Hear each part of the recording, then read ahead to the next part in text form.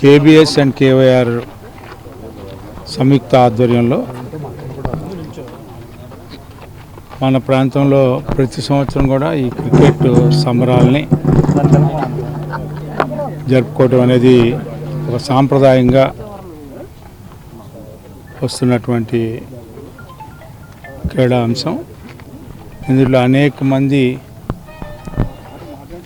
క్రీడాకారులు వివిధ టీంలన్నీ కూడా పార్టిసిపేట్ చేయడం జరిగింది. ఫైనల్కి వచ్చేటప్పటికే సూపర్ కింగ్స్ అదేవిధంగా డామినేటర్స్ వీళ్ళిద్దరు కూడా ఫైనల్కి వచ్చారు. ఈరోజు క్రీడల్లో పాల్గొనడం అనేది అత్యంత అవసరమైనటువంటి అంశం. ఎందుకంటే క్రీడా స్ఫూర్తి ముందు 10 మందితో కలిసి ఆడటం అనేది, ఆ క్రీడా స్ఫూర్తి అనేది అలవర్చుకోవాల్సిన అవసరం ఉంది.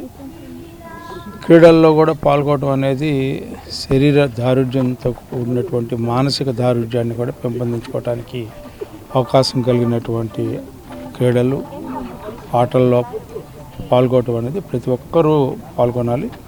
ఇక్కడ గెలుపు ఓటముల కంటే కూడా ఆ క్రీడా స్ఫూర్తిని అలవర్చుకోవడం అనేది ప్రధానమైనటువంటి అంశం. తర్వాత గెలవటం అనేది